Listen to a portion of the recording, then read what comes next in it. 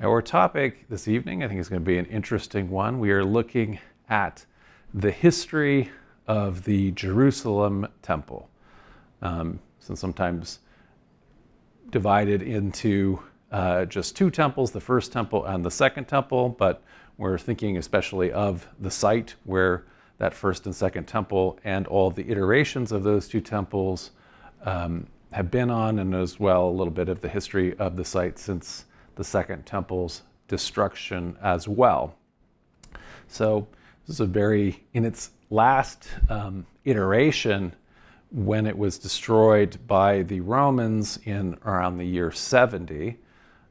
This was a very vast and impressive structure, and actually in its form pretty new at the time, because it looked remarkably different and was different in all of its forms than it had been a century earlier than that, as it had been vastly remodeled and enlarged and improved essentially rebuilt by King Herod the Great.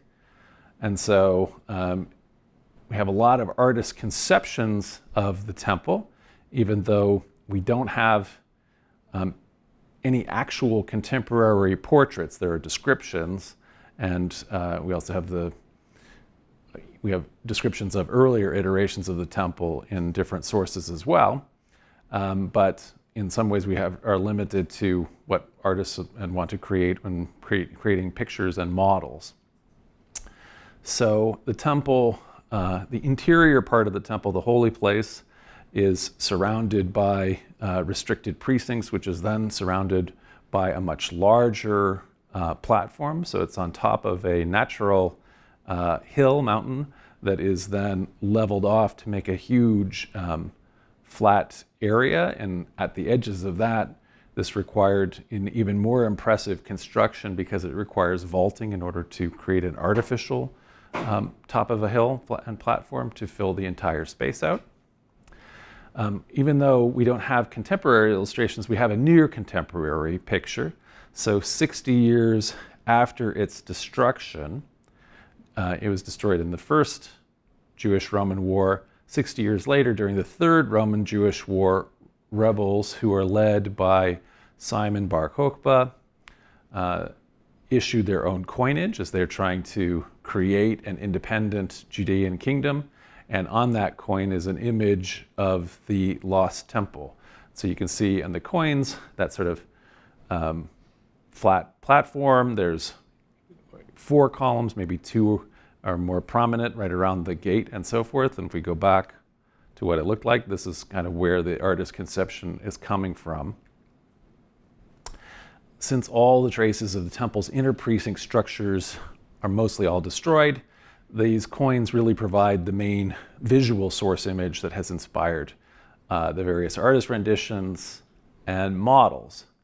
So, like I say, there are models, in this case, a big model in Jerusalem depicting the temple kind of at the time of its destruction, or at the time of Jesus. So it's Jesus around the year 30, the temple's destroyed around the year 70, what it would have looked like when the temple renovations by Herod are finished. And you can see this is from the Mount of Olives looking west. And so this temple's on the very eastern edge of the city, and behind it is the city proper, with the Antonia fortress in the upper right of the picture. This is where the military garrison would control both the temple and the city. And then there are, at the very left, at the southern end of the platform above, like I say, these large under the platform vaults in order to rise this whole platform up to that size. There's a group of basilica there, essentially for meetings, where the council would meet and so forth. And this is like zooming in on the holy place with its impressive tall facade, and then the inner precincts that are successively more exclusive.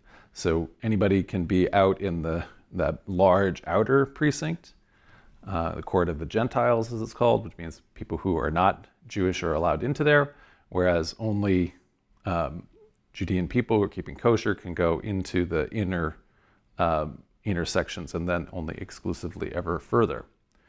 And so although we may think of the temple as this innermost structure, in another sense, the whole thing is considered the temple. The whole complex is the temple. So this innermost structure is sometimes called the holy place. The entire platform of the temple complex, though, is colloquially called the temple. And so, for example, when we read in the New Testament about Jesus' activities taking place in the temple, for example, Jesus overturning the tables of the money changers, or Jesus being somewhere in the temple teaching, it doesn't mean that he is in this central building or any way, that there's tables for money changers in there or any such thing. That holy place is restricted just to people who are priests, so neither of those things are taking place in there. Nor is it really likely any of those, certainly not the money changers part, taking place within, like I say, these exclusive inner precincts of the temple that are around that holy place. Rather, it's this outer giant platform, the court of Gentiles, which served as a forum, and forum for the Romans actually means a marketplace. And so it isn't a unusual thing that the temple complex then would have things like money changers, people selling sacrificial animals or selling other things, is because this is a space that's set aside for business to be able to be conducted at the center of the city's activities. So this is sort of the overall complex, which is sort of all called the temple. And so when we're even thinking of the remaining pieces of the temple, for example, that Rabbinic Jews people in Judaism in the present day, they're not at any of the walls of the inner sanctum there that are all torn down, but are rather the western wall is the part of the wall of this platform, as we'll see. So this again is a model of the temple platform. You can see this royal portico on the left, the south end of it, which is, like I say, reserved for meeting places.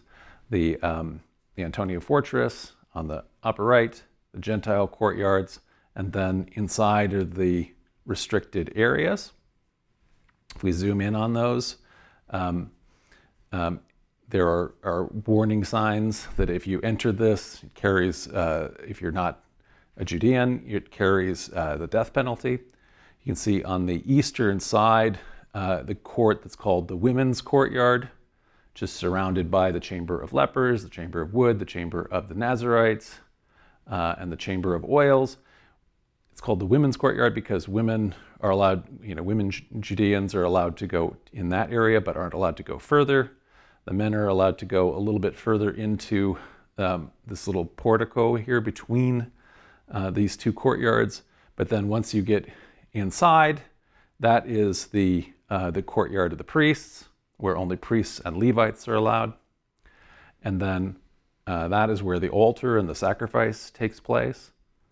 And within then the holy place, what we might think of as the temple proper, that is only priests can go inside. And then within that is the most holy place, the Holy of Holies, where only the high priest can go, and only once a year on the Day of Atonement. So it's designed to show increasing exclusivity, increasing requirements of holiness in order to approach the most holy place, the place that is reserved to be the house of the Lord on earth. And so if we zoom in on the most holy place and do kind of a cross section, you can see in there is a place where the various the various holy elements, the menorah, the place for the bread, and so forth. This is all there where the priests in general can perform their function, but then there is a big curtain or veil, and behind that is where the most holy place is, where, like I say, you're only able to enter on the Day of Atonement, and the idea is that because no one else is allowed in there. The high priest has to have a rope around him so that if he happens to be struck down or die or something while he's in there, nobody else can go in. They can pull him back out, so that the space is not ever desecrated. It's to be completely exclusive. And so, completely unlike how we think of most religious structures today, which is about bringing people in so that all people can enter in, this is kind of the opposite. The people are in the outside and surrounding, and they're kind of divided off into further and further levels as you get more and more holy and more exclusive, getting into the center. And so, like I say, that's completely different from how churches, mosques, and synagogues are today. And so, for example, this is the sanctuary of the Holy Blossom Synagogue here in Toronto, one of the largest and most important, influential synagogues in the city. And, it's designed so that the congregation is able to attend and be part and be within a structure, which is very different from the idea that in any event, ancient pagan temples especially, were designed for. There's some of the, some temples in other religions outside of the West, Buddhist temples and so forth, are for people to go inside. But anyway, that's not how they were understood in the ancient religions of the Greco-Roman world, the Canaanites and so forth. So, for example, the Parthenon, very famous Greek temple in Athens on top of the Acropolis, is a vast kind of colonnade that's surrounding, again, an inner sanctum. The place for the people as they're making the procession is up the stairs and in the spaces surrounding the Parthenon, and in fact, it's the innermost part is really for the god, and so. The Parthenon is specifically designed not as a big church for everybody to go and worship inside, but rather it is a house for Athena to be having her presence inside, her divine presence. And for most of these kinds of temples in the ancient world, the god's divine presence would be infused or imbued in a cult statue. So there will have been in the Parthenon an enormous statue of the goddess, and that will have been true for more or less all Greek and Roman and Canaanite, Phoenician and so forth temples. So I'll have an inner sanctum like this, and inside there will be a representation of the god, usually taking the form of an anthropomorphic statue that is then cared for by the priests and priestesses. So the exception to that is the temple in Jerusalem. So Second Temple Judaism was iconoclastic and absolutely forbid the depiction of God. So statues were denounced as idols, and they were particularly anathema. So the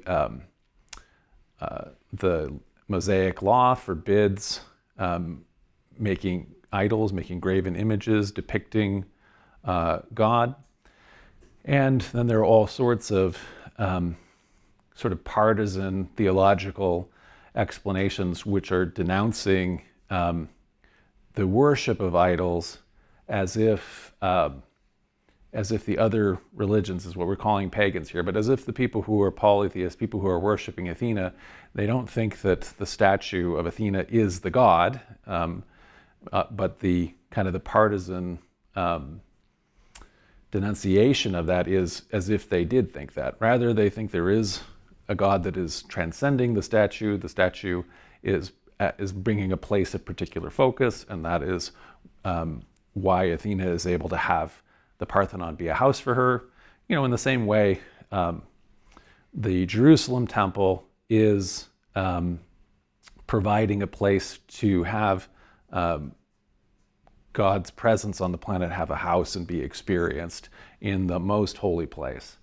And so like I say, the difference then between the inside of Herod's temple and the second temple at the end of its existence, that iteration, is that it doesn't have a cult statue in there.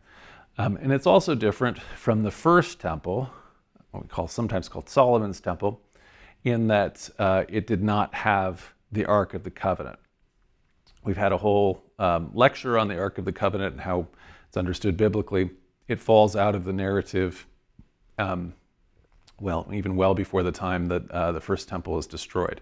And so therefore, it is not mentioned, or it's not present among the artifacts, like, as you're seeing in here, the menorah and other things that are known to be implements inside the second temple's holy place. So we're mentioning how the platform here, you can see how much taller here. Now we've rotated. All the other pictures I had, we were looking west.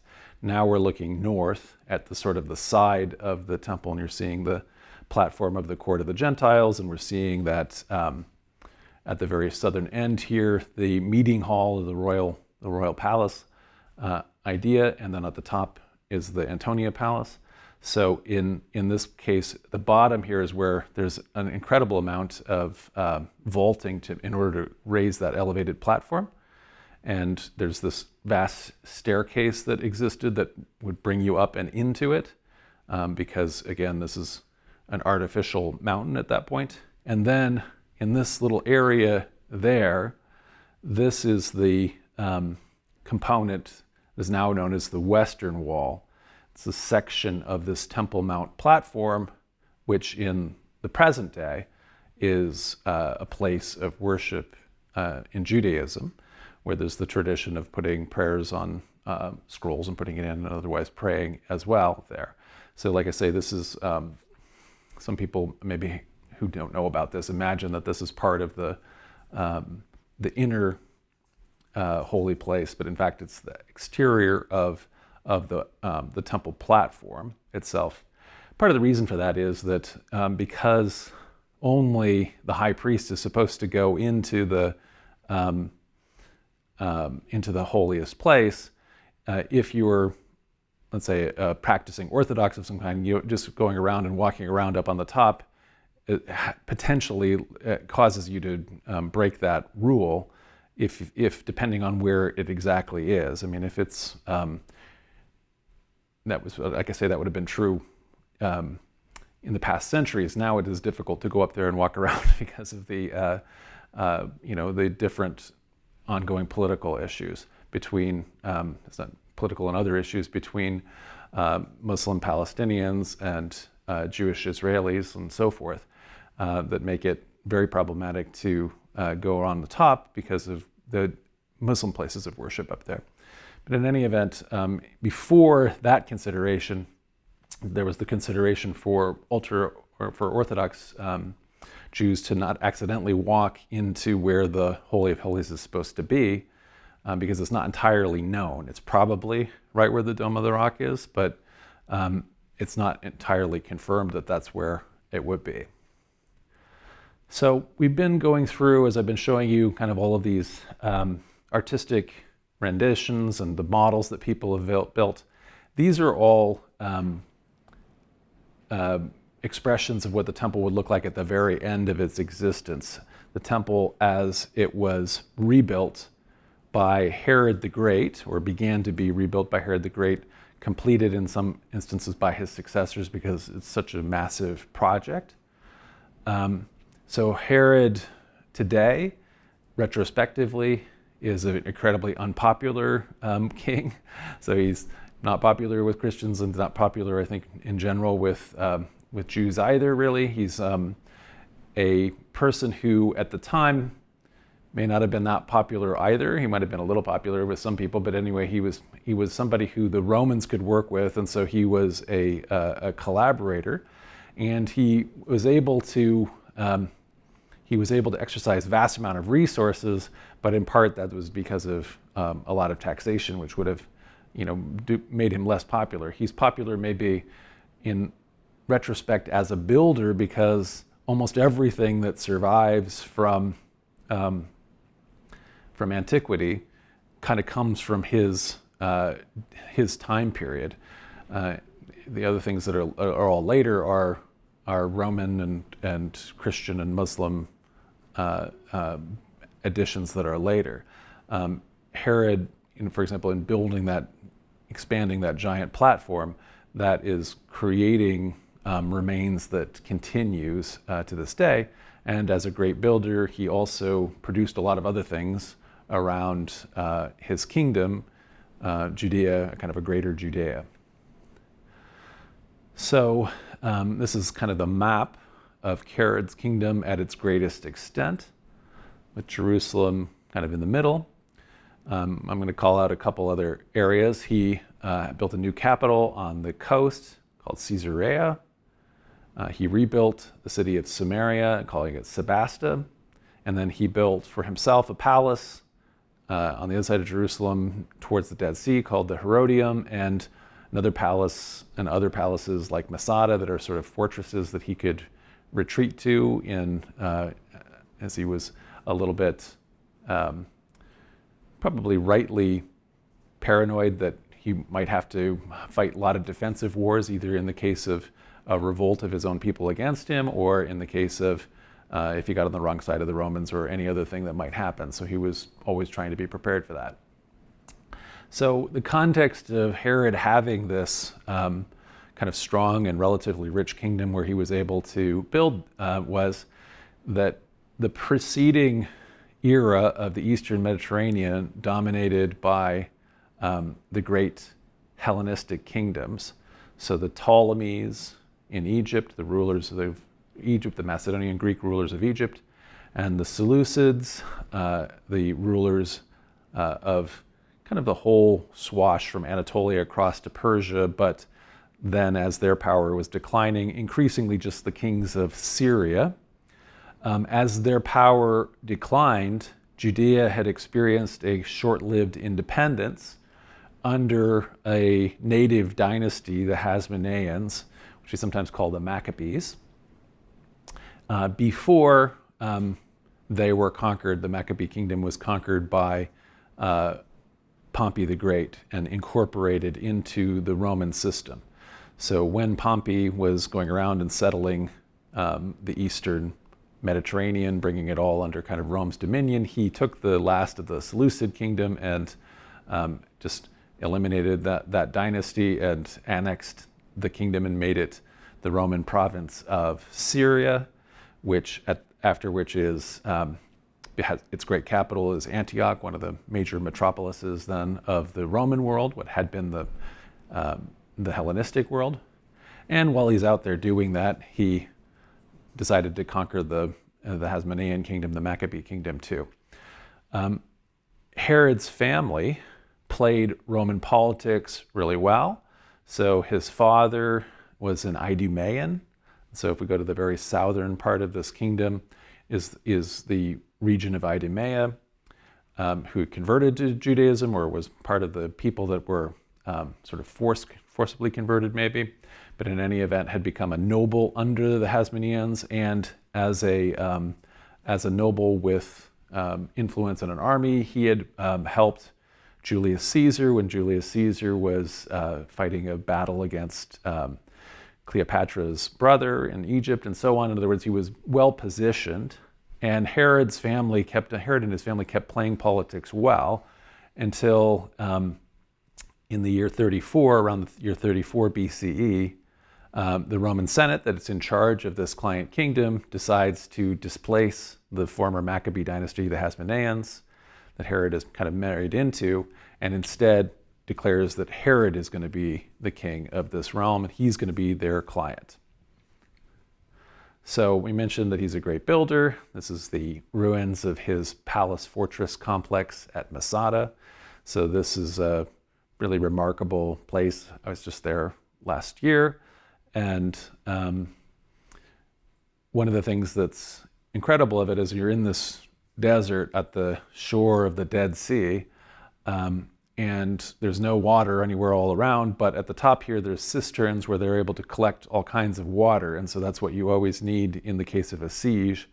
is to have your defenders have water and have the attackers not. And so, whereas Herod never had to hole up here and fight off either rebels or Romans, when the first Jewish-Roman war broke out, the last of the rebels very famously retreated to this position where they were besieged by the Romans between the years 73 and 74.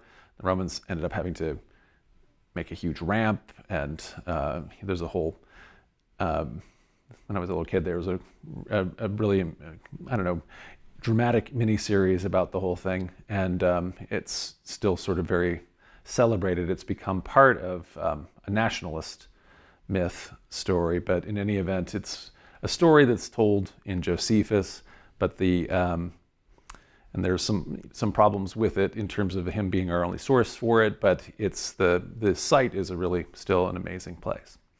Herod also built even bigger and more impressive palace fortress complex called the Herodium, and this includes what would have been his mausoleum and also a palace retreat, and again it's off kind of in the desert and has a similar situation of being able to have water for itself and so forth.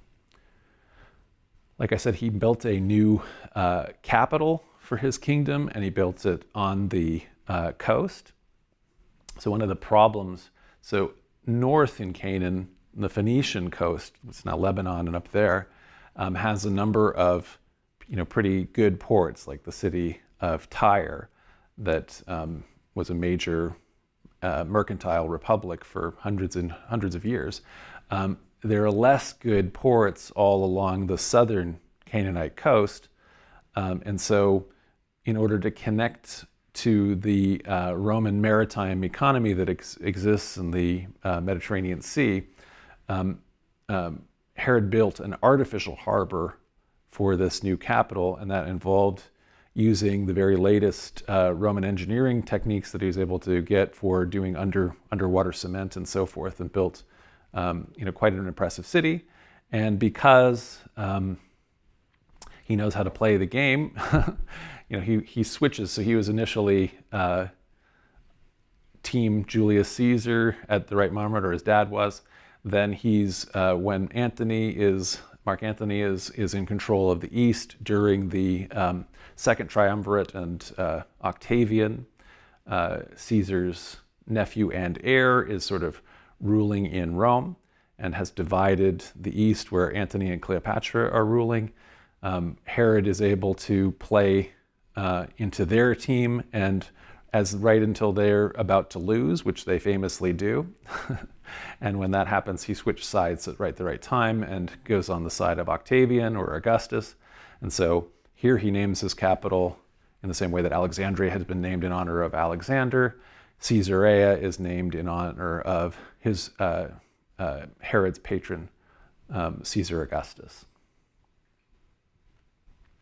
He also rebuilt the city of Samaria, the capital of the Samaritans, and he called the new town, now renamed it Sebasta.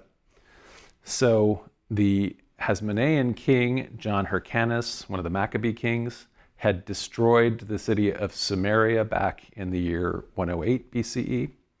So Herod now, as a great builder, rebuilds it, changes its name to Sebasta, and so that's the Greek name for Augustus. So he has a Caesarea, and he also has a Sebasta, to show his loyalty again to Caesar Augustus. And part of what he does now, in the same way that the Judeans had their own temple in Jerusalem as the center of their worship of the God of Israel, of Yahweh, so too the Samaritans have their central temple, and now this is replaced for a pagan temple that is dedicated to the worship of Augustus. Obviously, very much not something that the Samaritans are happy with during any of this time. Herod's refounding of it and building a pagan temple did serve maybe as a precedent for the later Roman Emperor Hadrian, who decides eventually, after the city of Jerusalem is destroyed, to found a pagan city there, Aelia Capitolina.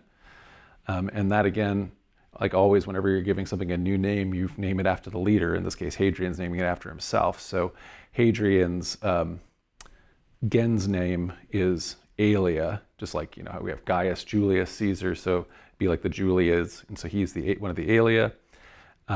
And he builds that on the site of Jerusalem, and very likely where Herod's temple was at the center place of that, he builds a pagan Roman temple dedicated to Jupiter on the site. So there's where those sites that we've gone through in Herod's kingdom are. So as I say, Herod's temple is called the Second Temple. But that's not to say that the temple that Herod replaced was the first temple. The temple he replaced is also called the Second Temple. So in other words, there had been a temple there at the beginning of Herod's reign that he more or less entirely rebuilt. And so that temple, like I say, was not the first temple. That was also the Second Temple. So when we're talking about this, it's because we're talking about these two big periods. But within the First Temple period, and then its destruction of the First Temple by the Babylonians, and the Second Temple period and its destruction by the Romans, actually both of those temples were likely rebuilt, enlarged, improved, refurbished, and so on multiple times. And so there wouldn't have only just been two temples in the sense of what we think of maybe like now as when we're considering like a building, because it would be almost like in the sense of old St. Peter's was completely replaced by Pope Julius to build the new St. Peter's in Rome. They're still both St. Peter's, but they're very different buildings. And the original Second Temple would have been much, much more modest. The one that Herod replaced, or maybe there was a Hasmonean Maccabee improvements that had happened since the very first one. But when the Judean exiles in Babylon were first given permission by the Persian emperors to return to Jerusalem to rebuild the temple, so at the beginning of the Second Temple period, their resources were very limited. So the original Second Temple that would have been completed then at the beginning of the first Persian period would have been a lot more modest than what we always look at when we're looking at the models and artistic renditions of Herod's temple, although almost certainly some enlargements and improvements took place under the Hasmoneans, under the Maccabees. And so this is an artist's rendition of how the Second Temple might have looked after it was constructed beginning around the year 516 by Zerubbabel, who is the Jewish a leader who is a Persian official in charge of Jerusalem. Just an example of rebuilding. I mean, all buildings, all historic buildings, all modern buildings require extensive maintenance in order for them to exist. You know, I'm a person who loves old buildings, ancient buildings, medieval buildings, modern buildings that look really cool. And sometimes we watch like videos and it'll be like Lost Toronto, and we see all of these incredible structures that have, eventually been torn down and replaced with other buildings. And in some cases, the reason why some of these have been lost is that just the maintenance of kind of keeping them in place would have been very, very difficult and very expensive. And so it's a lot easier to tear down a building when it no longer has use. It's no longer in fashion. It doesn't have the purpose that it once had. So with a religious building, the purpose continues to be there, but it may well be that you reconstruct it, as we mentioned with St. Peter's in Rome. Another example is the Kaaba, so this holy shrine at the center of Mecca. And so this is a building that, according to tradition, dates back to Abraham, but none of it, in terms of this present construction, has anything like that kind of antiquity, because it has been entirely rebuilt many, many times, most recently in 1996. But it also on multiple occasions in the centuries after the death of the Prophet Muhammad, the whole thing was totally destroyed and then built again, so multiple times. And certainly that tradition of being willing to destroy anything historic is ongoing in Mecca, where all of the sort of Ottoman era, early modern historic structures are, slowly or quickly being demolished in order to build giant megastructures like the Clock Tower Hotel there. So the Second Temple period, let's look at kind of the history of the Second Temple. So it begins with Persia. The Babylonians had conquered and destroyed the independent kingdom of Judah and that first temple, and taken the king and many of the leading nobles and other priests and so on to Babylon, where they were in exile. That continued until the Babylonian Empire itself was conquered by the Persians in 539. And so now the Persian Empire is a much bigger and more extensive world empire than has existed in the West previously.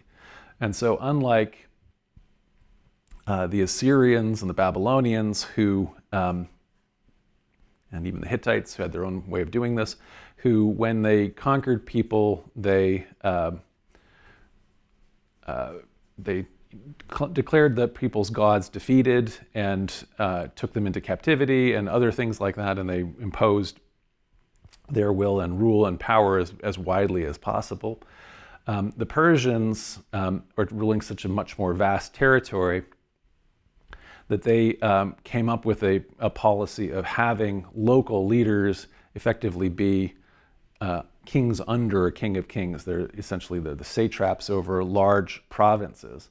And then often within those satrapies, people are able to continue to maintain, their worship of their own gods, their own religion, relatively unhindered. The empire itself, the emperors are patrons of the new world religion of the Persians, the Zoroastrians, and that is exerting influence. But in general, there is a different level of religious tolerance than will have existed under the Babylonians or the Assyrians. So like I say, the Babylonians had destroyed Jerusalem and taken the elite of the kingdom of Judah, the former kingdom, into exile. And that created Judaism as a diaspora religion. This is really where it starts to take off, where a real identity is formed. Before that, the kingdom of Judah was very similar to what its neighbors would have been like in a lot of their worship. There had been some very recent movements towards centralization and also towards eliminating a pantheon and moving towards worship only of the God of Israel and monolatry. But it's really, which is something that some of the neighbors had been doing too, with their own God of their own kingdom. But now in exile, as people are asking, well, we no longer have this centralized worship where all of our focus was on worshiping God in this one sacred place and nowhere else. That place is now gone. How do we understand this faith as we are exiles weeping on the banks of the rivers of Babylon? And so that's happening on the one hand in the diaspora in Babylonian, and there's also a diaspora community that fled into Egypt. And so after Persia then conquers Babylon, the Emperor Cyrus the Great allows some of those exiles to return to Jerusalem. But again, this does not become an independent kingdom or any such thing. Rather, it is the seat of a Persian province, which has reduced economic capacity than what it had before. So the province of Judah, or Yehud as it's kind of called in the Persian context. So the biblical texts in the books of Ezra in multiple places and variants, the book of Chronicles, the book of Esdras, which is the one of the apocryphal books of Ezra, record multiple decrees from Cyrus, the king of kings of Persia, and his successors, allowing the exiles to return and even commanding them to rebuild the temple. So the historicity of these edicts as we actually have them in the Bible is pretty disputed. Have they been are they writing about something that is an actual policy, but this is not the words that they came in? But one of the examples of these is found at the very beginning of the book of Ezra, where we read, in the first year of King Cyrus of Persia, or the first year after he took over Babylon, he made a proclamation throughout all of his kingdom, and also in writing, saying, thus says King Cyrus of Persia, the Lord, the God of heaven, has given me all the kingdoms of the earth, and he's charged me to build him a house at Jerusalem, which is in Judah. Let any of those among you who are of his people, may their God be with them, go up to Jerusalem in Judah and rebuild the house of the Lord, the God of Israel. He is the God who is in Jerusalem, and let all survivors in whatever place they reside be assisted by the people of their place with silver and gold, with goods, with livestock, besides freewill offerings for the house of God in Jerusalem. So, regardless of whether this is an actual decree, it's definitely the focus within the returning community led by Ezra, that this is their understanding of what they're doing, that it's authorized within the Persian system, that they have their own worship of their own God that is permitted in their temple in Jerusalem.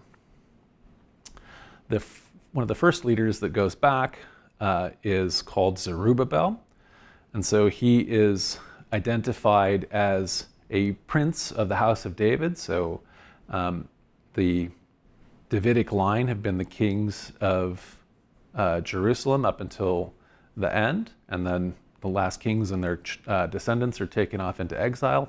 So one of these, Zerubbabel, is appointed by the Persian emperor or the Persian officials in order to lead their province of Judah, of Yehud, a district that's centered on Jerusalem.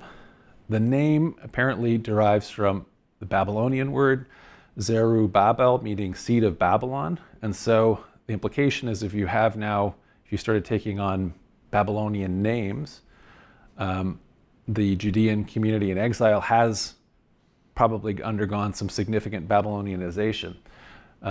We know that over time, the people are no longer going to be speaking Hebrew, but are in the land. They're switching to the lingua franca of the Persian Empire in the Semitic zone, which is Aramaic, and they are moving from the old Paleo Hebrew alphabet to the language, the writing system. It's not alphabet. The writing system that is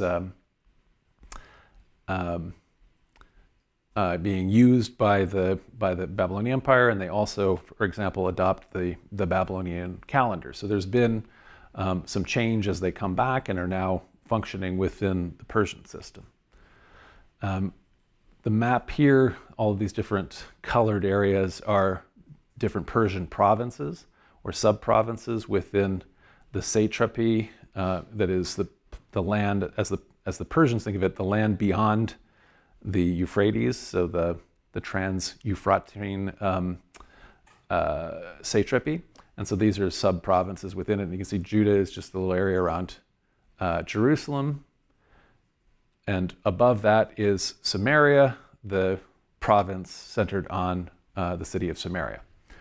So the city of Jerusalem had been destroyed along with the temple, and the lands had really been devastated. And so they don't have a lot of resources as they're trying to rebuild walls, rebuild a city, rebuild a temple. Like we say, nevertheless, they have decrees, and Zerubbabel and the exiles are able to rebuild the city and walls as they are operated under Persian rule. Meanwhile, north of them in Samaria, the place that had been the heartland of the kingdom of Israel. So Israel, the kingdom, when it had been independent, would have included not only Samaria, but also Galilee and Gilead. But these are all broken away into different provinces. And now the one that continues to have an Israelite identity is Samaria, the heartland of the northern kingdom. But that kingdom had been destroyed all the way back in 720 BCE by the Assyrians. So it has had a little more time to to rebuild. And so the Samaritans saw the returning Judean exiles as kin. They said, hey, you worship the same God of Israel that we do. And so according to the book of Ezra, they offer their assistance to the Judeans in helping to rebuild the Jerusalem temple. And we read in Ezra chapter 4 that they, the Samaritans, approached Zerubbabel and the heads of the families of the returning exiles and said to them, let us build with you, for we worship your God as you do. However, according to the book of Ezra, Zerubbabel and the returning exiles reject any assistance, and they also disavow kinship with the northerners, whom they portray. It even says, when it says they, it calls them the adversaries of Judah and Benjamin, even though these adversaries are offering to help. So the partisan explanation which the author of the book of Ezra puts into the mouths of Samaritans, it's not something the Samaritans would say, because it's not what they believe of themselves. They say that the Judean claim anyway is that the Samaritans are not descendants from ancient Israel, but rather they are the descendants of transportees that have been brought to the land by King Esarhaddon of Assyria. So when the Assyrians destroyed the northern kingdom, they took away some of the elite, just like the Babylonians had done to the Judeans, and they transplanted them to northern Iraq, to Mesopotamia, the Assyrian area on the other side of the Assyrian frontier. And when they did that, they took people from all over their empire and planted them in Samaria as well, in order to create everybody's dependence on the Assyrians. If you have essentially lost your entire kin network, you're much more likely and much more able to be dependent on the imperial system. You could be a mercenary for them or something because you don't have an immediate kin group that you can go back to. This is the same thing that happens with some of the Judean exiles that go to Egypt. They settle all the way on the south side of Egypt, on the other end of the frontier of Egypt's other borders in the south, in Elephantine, because then the Egyptian pharaohs are not worried about them, rebelling and making common cause with anybody in Judea because they're so far away. They're going to be much more dependent on and loyal to the pharaohs. Nevertheless, this may be true for a percentage of the elites. The vast amount of people who are, the poor people, the peasants, the people who are the bulk of the population, are not being moved, and they will have been the same people. And so what will have happened in the interim is that the transportees have been assimilated by the bulk of the Israelite population, who we now are thinking of Samaritans in there. Nevertheless, this argument and that the returnees have of not wanting to mix with anybody who has stayed in the land gives birth to kind of an ethnic rivalry. And so now for the rest of the period, and beyond, they're not necessarily on the same side as the Samaritans. It may be overblown, the amount of hatred between the Judeans and the Samaritans, but there definitely is clearly a lot of instances we have of bad blood between the two groups. So shortly after the exiles return, they come back with a Davidic prince, Zerubbabel, but he falls out of the narrative, and then that line disappears from history.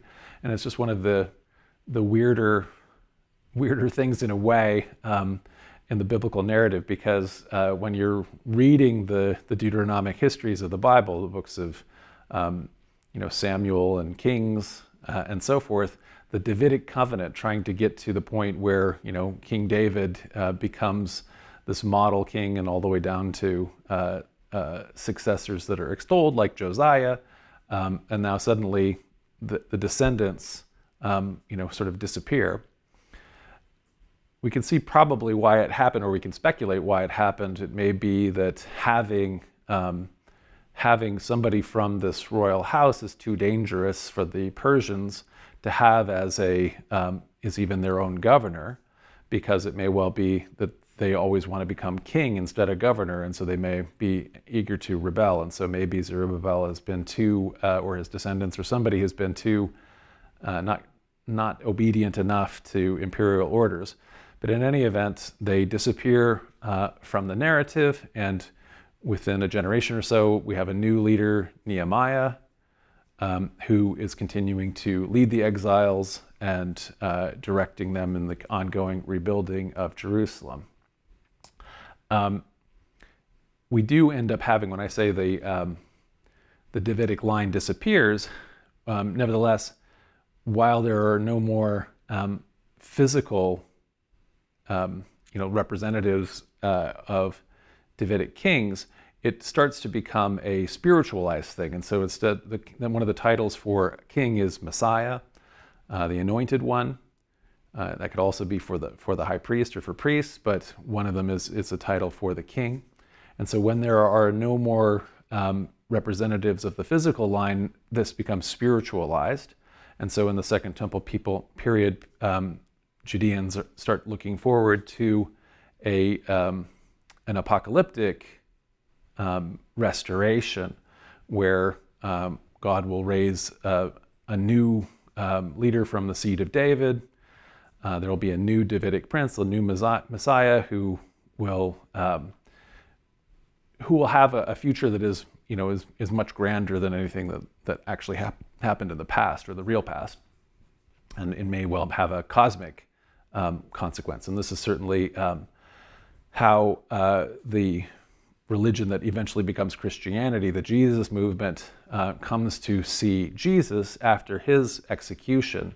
And so then a generation later, when the authors of the Gospels of Matthew and Luke are writing their Gospels, they construct fictive, not real genealogies that are based on genealogies that they read from the Hebrew Bible in order to take a line that goes from Adam to David and then eventually down to Jesus in order to draw Jesus and connect him into that important line.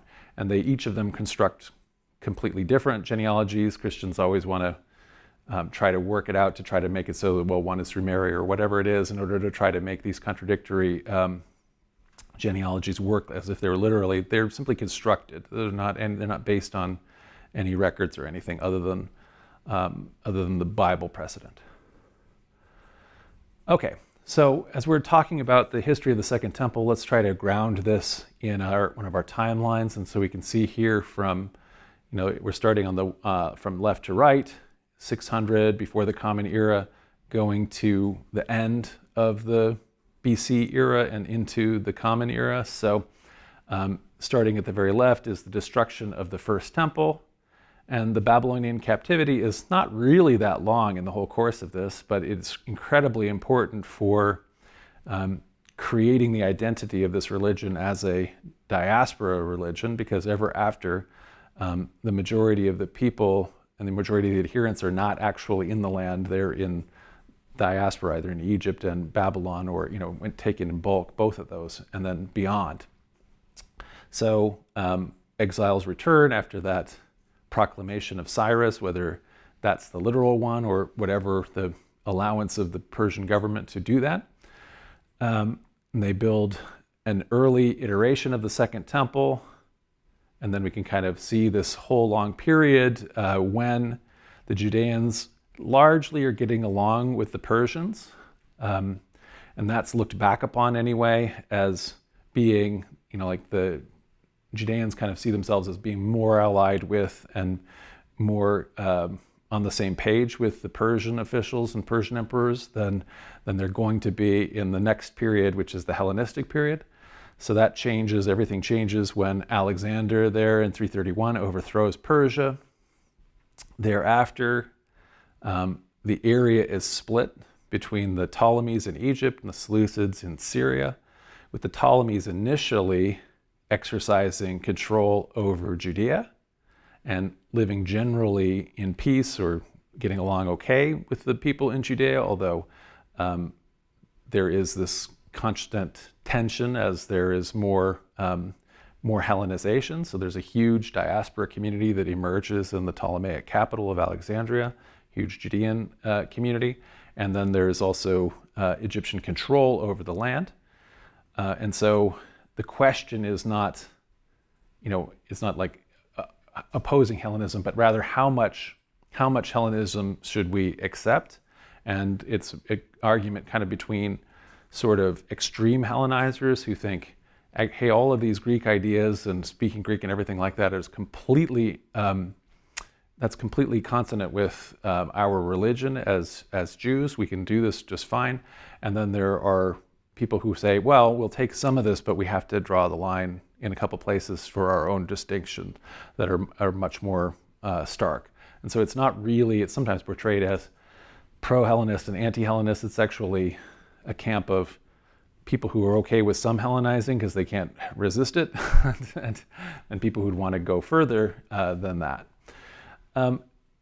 Things change a little with as the Seleucid Empire contracts, and the rulers who are now controlling mostly Syria decide that they want to, they take control of Judea from the Ptolemies, and they're trying to harmonize their kingdom more so that they are less likely to lose swashes of it than they had. And so they, part of the idea seems to be from the Seleucid leaders that they want to have everybody more on the same page to Hellenize more and faster.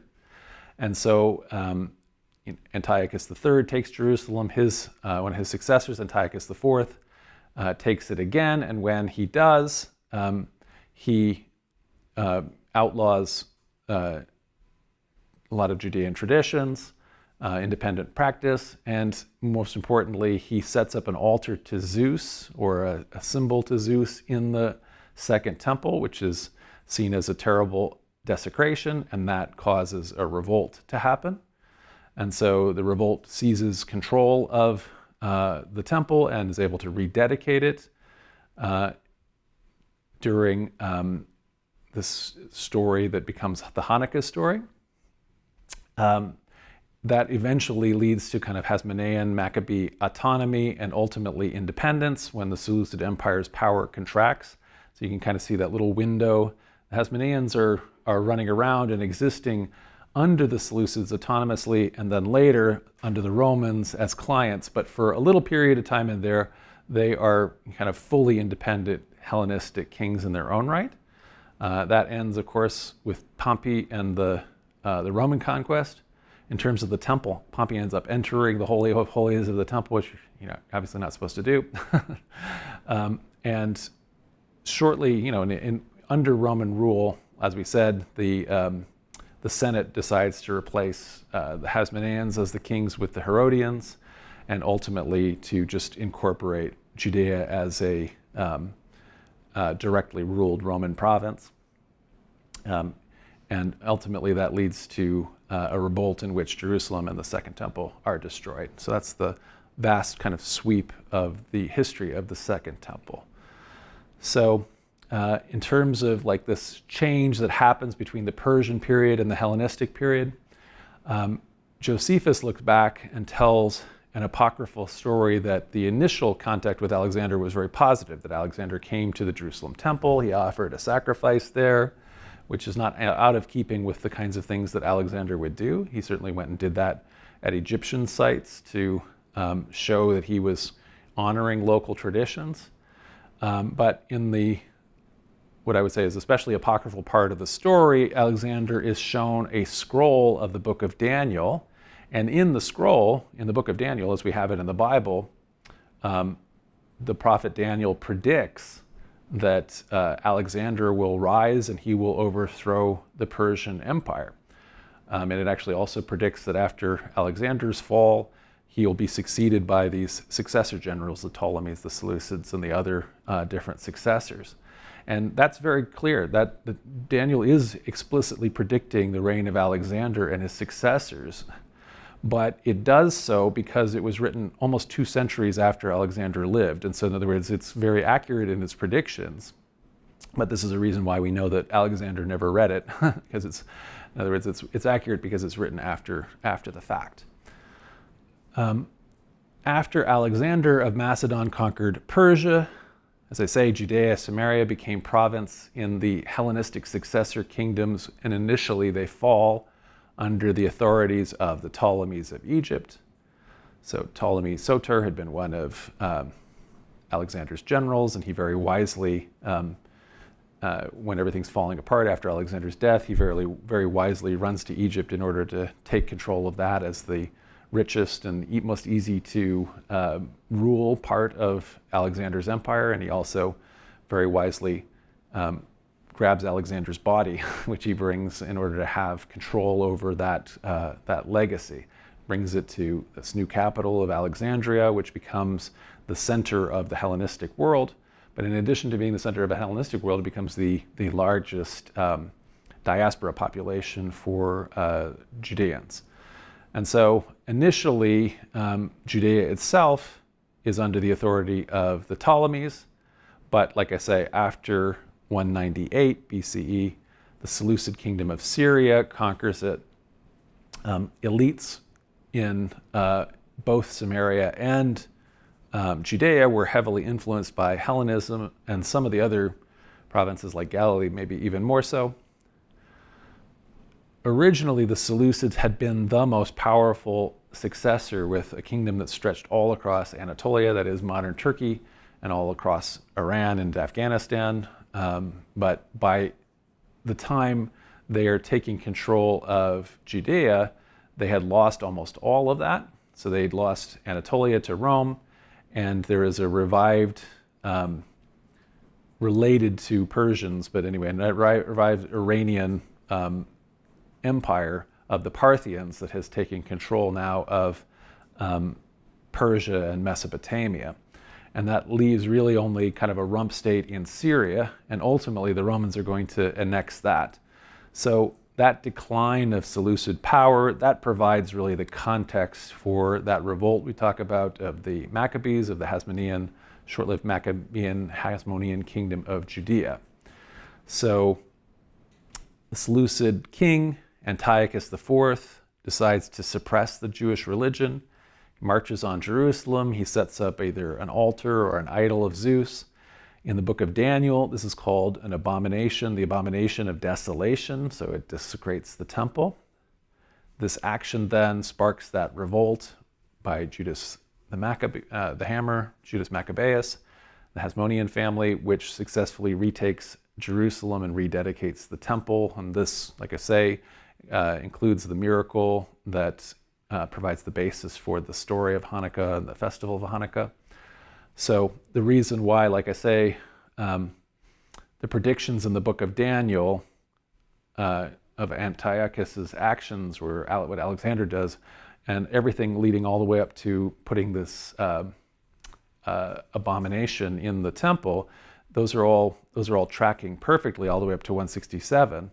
But then this is immediately followed in the book of Daniel by a false prediction of the way Antiochus is going to die. So it predicts that he'll die, but he'll die in a particular area. He dies somewhere completely different.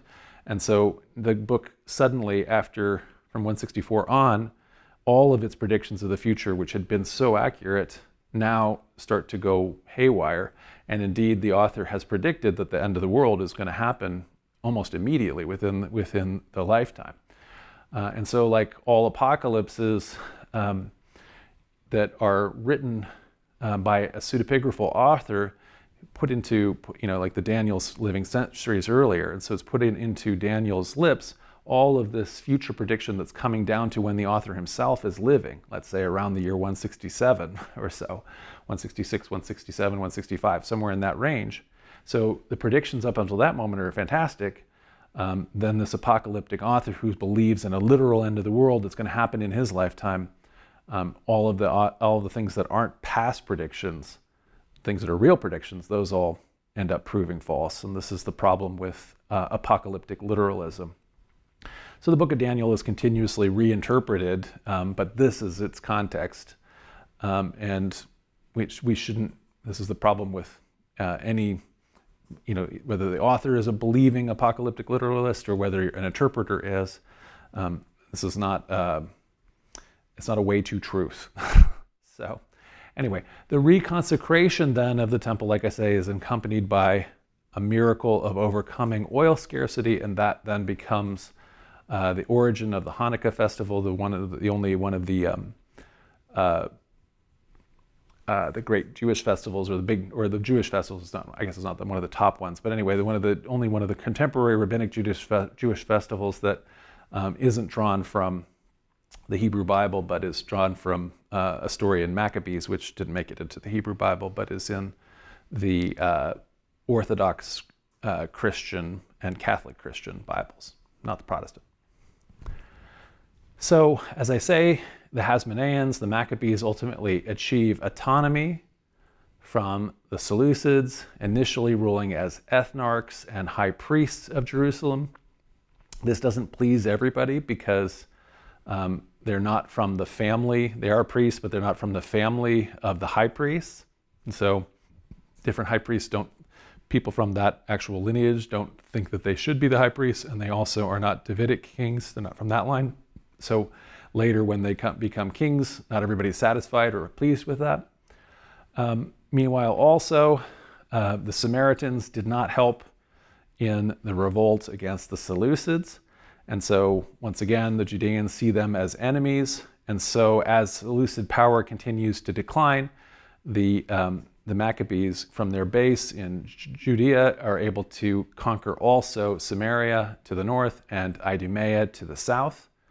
And they start to begin expanding also their religion. And the Samaritans are not interested, but the Idumeans start to join, and this is why we see later Idumean noblemen like Herod and his father are practicing in the Jewish religion, the Second Temple Jewish religion. So having conquered Samaria, John Hyrcanus, the Hasmonean king, destroys their temple on Mount Gerizim because their understanding of the worship of the God of Israel is that it can only be at the one temple in Jerusalem, and the Samaritan interpretation that it's at their temple in Samaria is seen as a schismatic rival position that is heresy. Hyrcanus' son, Aristobulus I, is the one who was finally able to assert Hasmonean independence. And among the titles he takes is Basileus, or king, the Greek word for king. So he now becomes a Hellenistic king. And so there's an irony because in some ways the Maccabees are, they're portrayed as these incredible defenders of the Judean culture from Hellenizing influence. And yet they also themselves Hellenize. The only model for kingship in the Hellenistic world is Hellenistic kingship.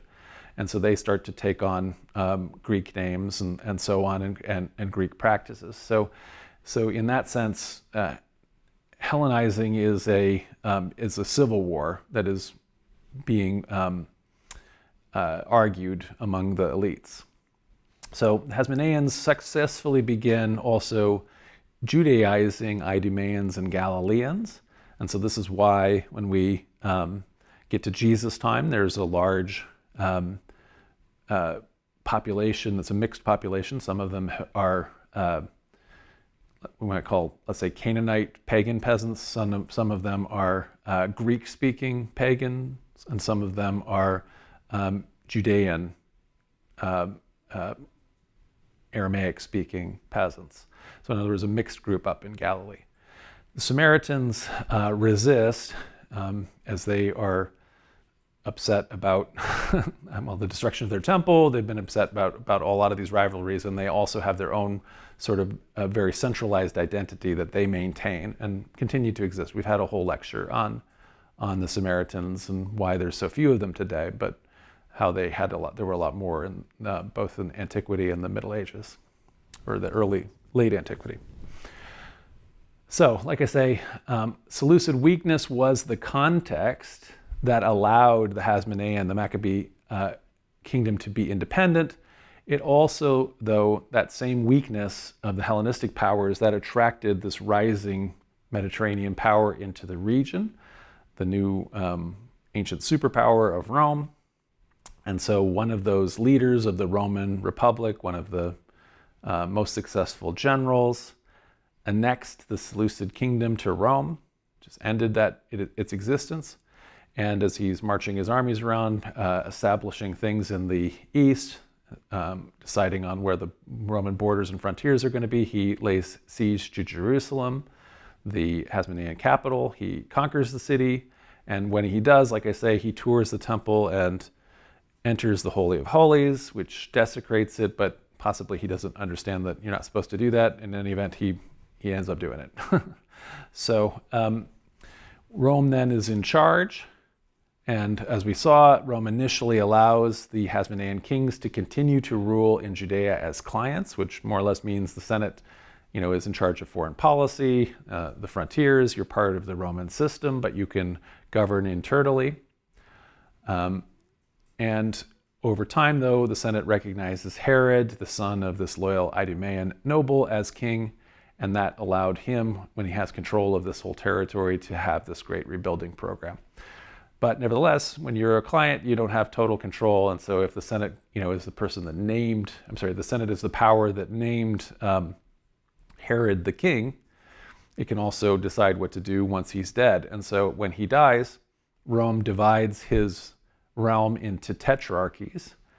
That is to say, 4 places that are ruled by 4 different people. That is, so in other words, he's cutting it up into bits. And so now Herod's sons are not going to be kings. They're going to be a tetrarch of an area. And so you can see kind of here the orange area, is the tetrarchy of Herod Antipas. There is the pink area that's the tetrarchy of Herod Philip. And then the other tetrarchy is Herod's main son, the one that contains Samaria, Judea, and Idumea, but he proves so unsatisfactory to the Romans that they eliminate him altogether, and just by Jesus' time, this is being ruled directly by the Romans as a prefecture, and that's why there's a Roman prefect, Pontius Pilate, at the time of Jesus' trial.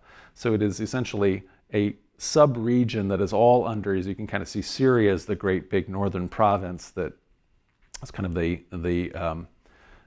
important leadership for the Romans in the area, so the metropolitan capital of Antioch, and this is where the large number of legions are settled. So we mentioned that Herod the Great had rebuilt the city of Samaria as a pagan city named Sebasta, Greek for Augustus, in order to honor his patron. And they also had a temple there to worship the imperial cult. Well, Caligula demands that he should have a statue of himself dressed up as Jupiter, and that should be installed in the Jerusalem temple in order to show the Judeans are also loyal to the empire and are revering the emperor like all good Romans and their clients are supposed to do. That order, if it had been fulfilled, would likely have sparked a revolt, just like the time Antiochus IV Epiphanes did it in the Hellenistic period. And the reason why we can say so is that there are a bunch of revolts later with less, with somewhat less than that kind of I'm going to say life or death for the religion. The temple is the center of the religious identity at this point in Second Temple Judaism. And so with less cause than that, there are 3 additional wars that actually are held later. So the crisis is averted because Caligula is not popular with anybody, and so he gets assassinated, and possibly as part of a conspiracy with his own guards, since his guards end up more or less having a coup after that, where they bring out his uncle as Claudius as their new leader. Even though that particular incident was averted, Judeans continue to be very discontented with Roman rule, and that persists until a full-scale rebellion does break out in 66. The rebels are initially surprisingly successful against local Roman garrisons, and they massacre a bunch of people and so forth, but then legions, and even against the legions based in the east in Syria, but they're fighting against an empire that has unbelievable resources, a giant army, and is really at its height in terms of its capacities. And so they just bring to bear just an incredible number of legions that come and absolutely, lay siege to Jerusalem. They destroy it. They devastate Judea in generally. The last rebels are holding out in Masada, as we said, but everybody is eventually all caught, and it's all put to end. And so the destruction of the temple then ends the Second Temple period. This temple had been at the heart of how Jews of the Second Temple period understood their religion. Even if they were in diaspora, they were still looking to the Jerusalem temple.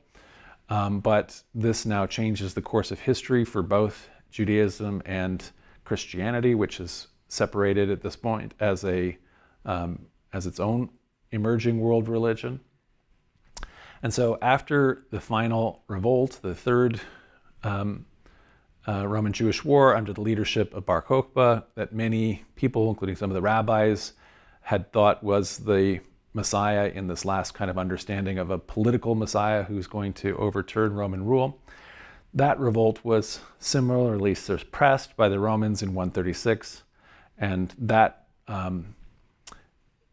defeat slowly led the rabbis to fully take the lead in reassembling the understanding of what Judaism was going to be.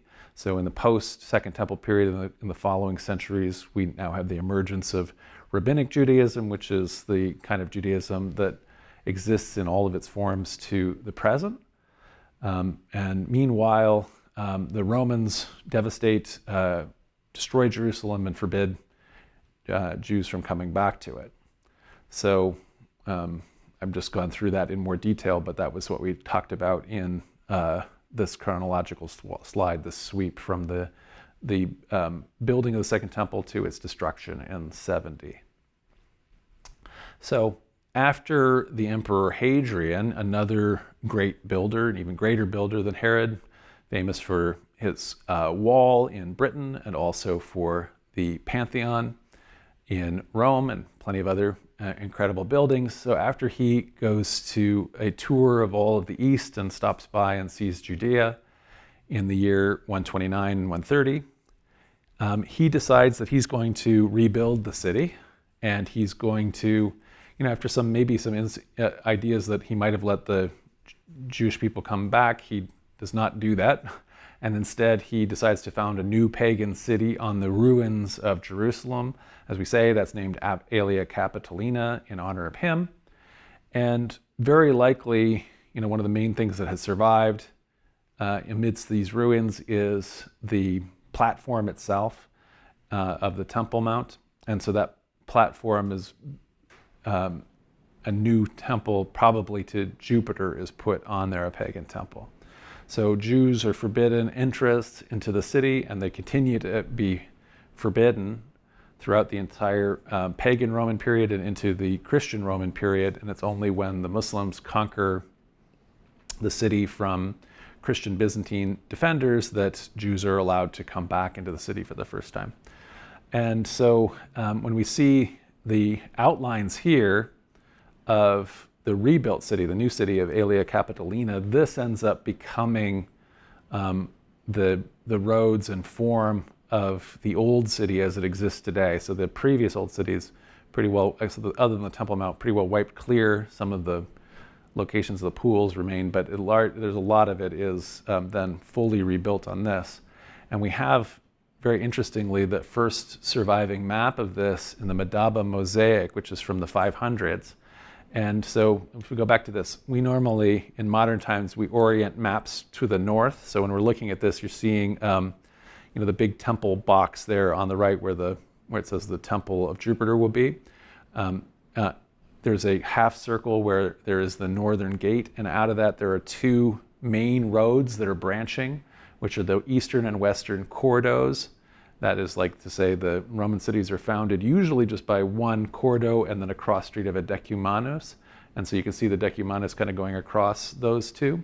But anyway, there's the two that branch out from that same northern gate, making kind of a triangle. So if we go to the Madaba mosaic, and if we remember that in ancient and medieval times, maps are normally oriented to the east, which is why we even say Orient because that means east. And so this one has east that way. So if we're thinking north, we have to think of the north being, that way, right? And so you can see that circular area where that northern gate is, and then you see these two roads that branch out, the eastern and western corridors, and they're each lined with all these colonnades. And so that's how this Aelia Capitolina would have been laid out. And still the old city to this day follows those lines, although kind of the vast ancient colonnaded roads from the Roman times of these long streets, they've contracted and they're now almost like arcaded hallways, that you're kind of just walking through like the city, but it's almost like you're inside a building in these streets. It's really an interesting survival of the ancient city's plan through the Middle Ages and early modern times to the present in the old city.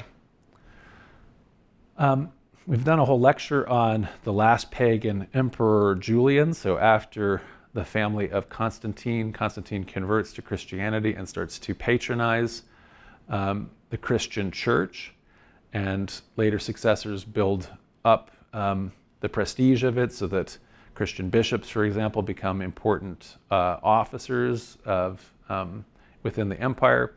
Julian, who has been raised Christian but has thought better of it and goes back to the worship of Rome's old gods and wants to build up, if he can, pagan-like institution that's almost like the church that he can patronize in order to have a competitor to the Christian church. He also flirts with the idea of, again, more tolerance again for Jews, but also maybe we could rebuild the Jerusalem temple and restore Jewish worship there, allow the Jews to return there. But once again, as we saw when we did our lecture on him, because his reign is so short, all of these plans we didn't get to come to fruition. So we don't know if he would have done that or if he had been able to rule for 20 years and then had another successor that ruled in his model for another 20 years. Anything might have happened. But because he only ruled a couple years, that didn't end up happening. And so that meant that when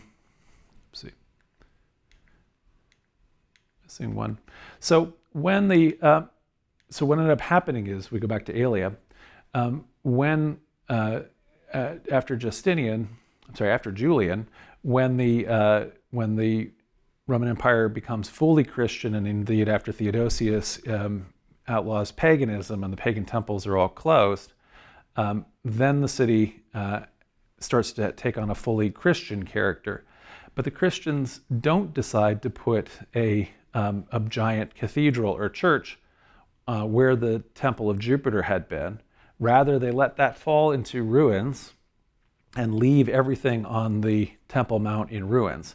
And instead, you can kind of see there's a squares over on the left here that says temple that are on the western corridor. And that is where there had been like a temple probably to Venus over there. And that basilica and shrine that had been there, that is repurposed and rebuilt by Constantine as the original Church of the Holy Sepulchre. And that becomes the seat of the bishop for Jerusalem and the Patriarch of Jerusalem in Christianity.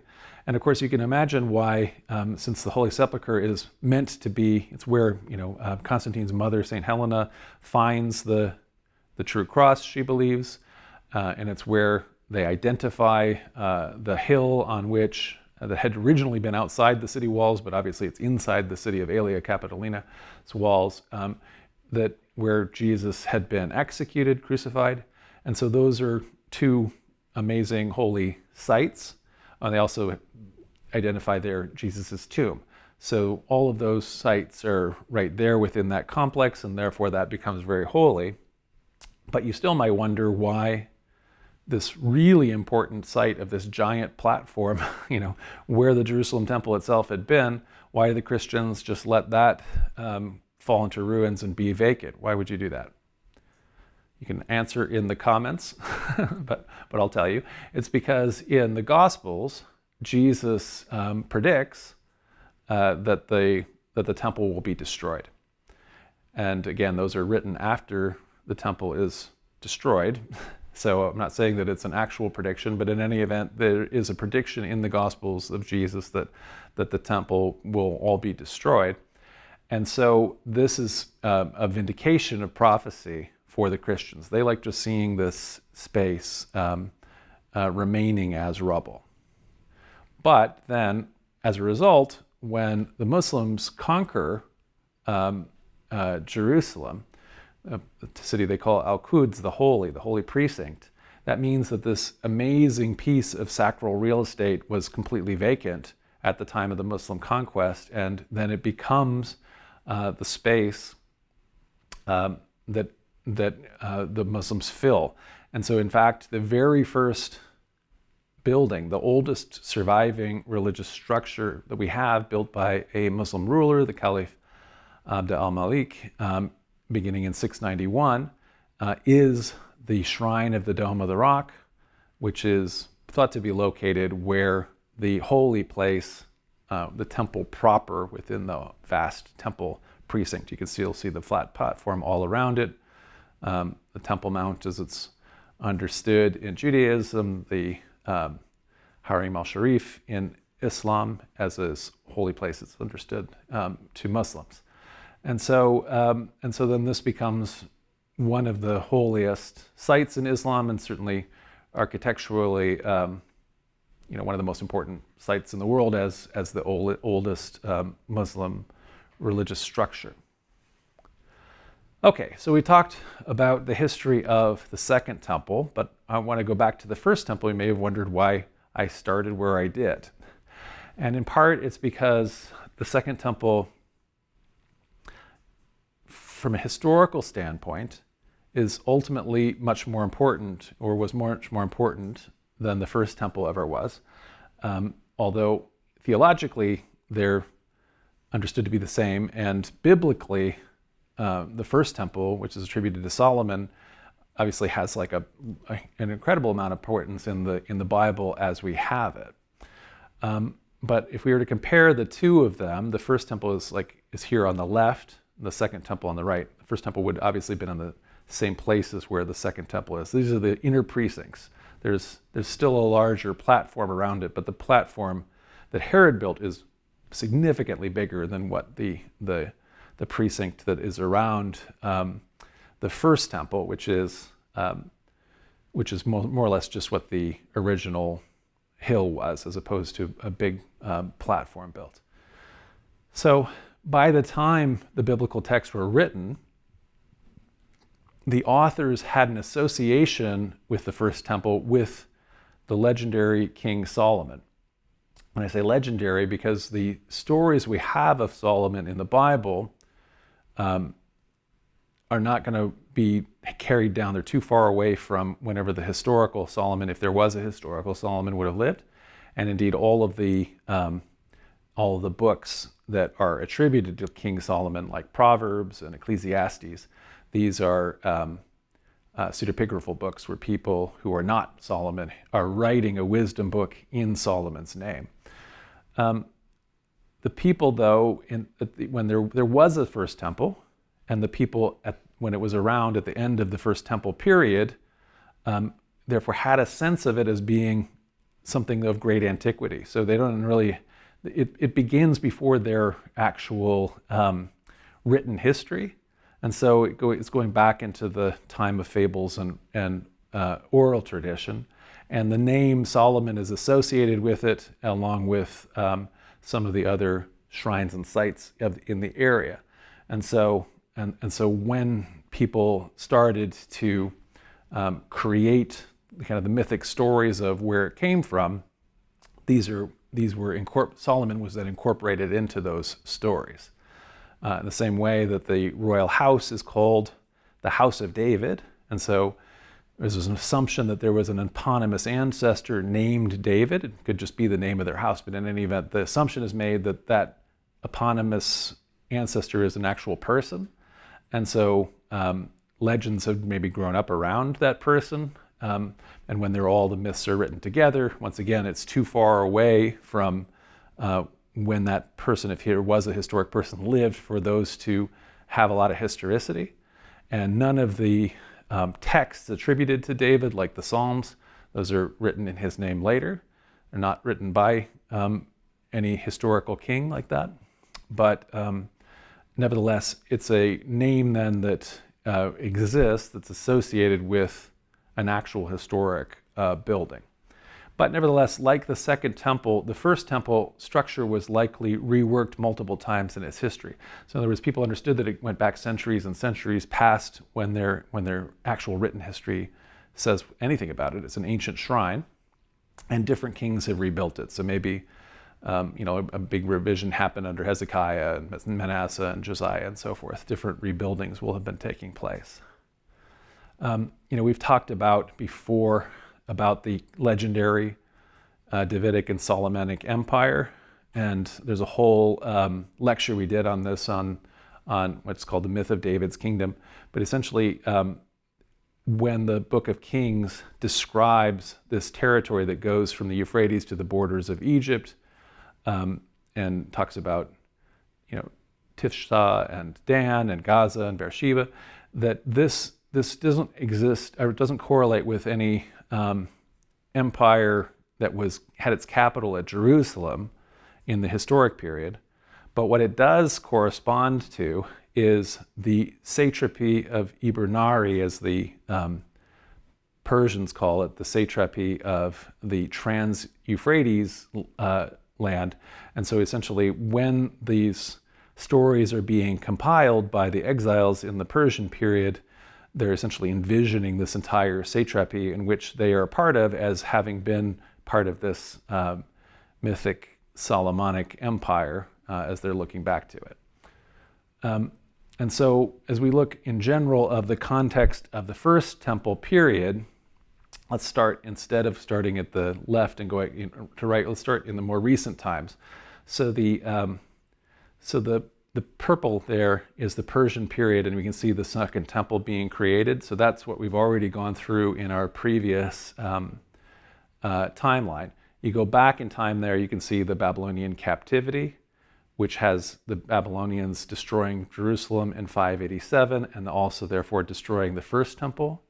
And then before that, we have this period of the independent kingdom of Judah that includes important kings at the end of Hezekiah, Manasseh, and Josiah. And before that, there's an independent kingdom of Israel, which is larger and more important than Judah had been when the time period that Israel is independent, but is destroyed by the Assyrians and incorporated into Assyria. And then before either of those, the biblical narrative gives us this idea of a united monarchy under David and Solomon and Saul, but this is a mythic, lost, it's a tribal period where there are legends that they have, but those particular, the idea of that giant kingdom is a fiction. So we have biblical descriptions for the First Temple, and all of those descriptions describe it, as if it was what was happening in Solomon's time. But even though they do, since they're all written much later, what they're probably describing is what the First Temple would have looked like at the time of its destruction. And the writers just assume that it was been that way the whole time, going all the way back to Solomon. And so, like I say, it is similar in its format of being increasingly inclusive or exclusive as you get closer and closer to the Holy of Holies, but the building itself would have just been smaller and way less grand than what Herod is able to create in the end in his very wealthy, more advanced client kingdom. The main difference is when you go into the holy place and pass the veil into the Holy of Holies, the First Temple included the Ark of the Covenant. We more or less assume it says so anyway in the biblical descriptions. And that, though, is not present in the Second Temple ever. So that has lost at the time of the First Temple's destruction, and or maybe a little bit before that. We're not entirely sure. And so we also can see there the seraphim that are guarding it. So the Ark of the Covenant has, on on its top winged cherubs, and so the cherubs are extending their wings, and that becomes a seat. It's called the mercy seat. And so even though there is not a cult statue of the God, since you're not allowed to make an image of the God of Israel, the Lord, it nevertheless allows a place for God's presence to be physically there, since God can sit then on the wings of the angels there and be present in that holiest place within the first temple. We talked about how that same idea, so the kingdom of Israel before its destruction also may have been may have been the origin of a centralizing Yahweh monolatrous religion, and it may be that the northern kings, in creating shrines on both sides of their kingdom, at the very top in Dan and at the very bottom in Bethel, the house of the Lord, these two shrines that each of which have a golden calf or a golden bull. In the Bible, those are interpreted as being idols, but it also could be that those are, in the same way that Baal is sometimes said to be riding around on bulls, heavenly bulls, the same way that Yahweh in the Ark of the Covenant is resting on the wings of cherubs. So in this same way, Yahweh, as the God of Israel, is able to rest over the entire kingdom by having, the one foot on the little golden bull that's in Bethel and the other one on Dan. So that's certainly an interpretation of what those might have been. But ultimately, that's not the biblical interpretation. And when we get to Josiah's reforms, one of the places he is able to destroy because he's able to reach it is on the border. He goes to Bethel and destroys that shrine there. So in terms of what this temple would have been like in contrast to contemporary Canaanite temples, other than the lack of a cult statue, it very much resembles contemporary pagan Canaanite temples in surrounding little kingdoms and cities. And so archaeologists have identified a number of these, and they have a similar form with a sacred space and sometimes an interior sacred space and so forth. The biblical account also tells us that the Jerusalem temple itself very likely, and actually we can say historically, from a historical perspective, certainly also began as a pagan temple. So there would have been a Canaanite shrine here if it dates all the way back to the tribal period when Solomon would have been alive. It would have been a pagan temple then, because Yahwehism has not evolved into a monolatrous religion. And indeed, at the very end of the first temple period, the biblical accounts talk about King Josiah purging the first temple of all of its cult statues, its Asherah poles, all of the different ways that people are able to worship a much broader Canaanite pantheon at the Jerusalem temple. And so, for example, after having claimed to find a forgotten text of the law in the temple's Holy of Holies, which lots of scholars identify as the source text of Deuteronomy, so this thing that is maybe beginning, whether, this is the earliest date for it. There's lots of scholars who push this later to the exile period and beyond, but if this text is dating to the first temple period, it's coming in this time period. 2 Kings describes King Josiah of Judah and his priests engaging in a very substantial religious reform. So Josiah commanded the high priest Hilkiah and the priests of the second order and the guardians of the threshold to bring out of the temple of the Lord all of the vessels made for Baal, for Asherah, and for the hosts of heaven. He burned them outside Jerusalem in the fields of Kidron and carried their ashes to Bethel. He deposed the idolatrous priests whom the kings of Judah had ordained to make offerings in the high places, at the cities of Judah and around Jerusalem, and those who also made offerings to Baal, to the sun, to the moon, to the constellations, and all the hosts of heaven. So even though they're not named here, these are all gods. And so, in addition to Baal and Asherah, there are multiple gods that have been worshipped here, and they've been commissioned by the previous kings of Judah to do that. So on the one hand, what we're doing is centralizing religion. So all of the other cities of Judah that have temples, those are being closed. And also all of the earlier shrines in high places, those are being closed. Then he also brought out the image of Asherah from the house of the Lord. So it's in the temple, and you're worshiping the goddess there. It's brought outside Jerusalem to Wadi Kidron, and he burned it at Wadi Kidron. He beat it to dust, and he threw the dust of it upon the graves of the common people. So he's desecrating all of these religious items. He broke down the houses of the illicit priests who were in the house of the Lord. And this is sometimes translated as male temple prostitutes. So in other words, these are additional pagan priests who are worshiping other gods in other ways than what is going to happen after this reform. And he also where the women did the weaving for Asherah. So all the women are doing all of their rituals in support of the goddess. He brought all of the priests out of the towns of Judah. He defiled the high places where the priests had made offerings. From Geba to Beersheba, he broke down the high places of the gates that were at the entrance to the gate of Joshua, the governor of the city, which were on the left at the gate of the city. The priests of the high places, however, did not come up to the altar of the Lord in Jerusalem, but ate unleavened bread among their own kindred. So, in other words, the local priests are not going to be able to be in the sacrifice business, but they're given a different religious job under the new centralizing here, including eating unleavened bread among their kindred.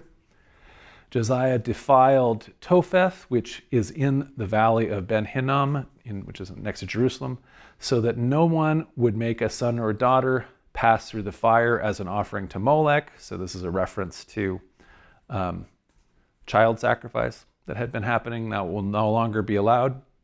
He removed the horses that the kings of Judah had dedicated to the sun, another god, at the entrance to the house of the Lord, by the chamber of the eunuch Nathan-Melech, which was in the precincts, and then he burned the chariots of the sun with fire.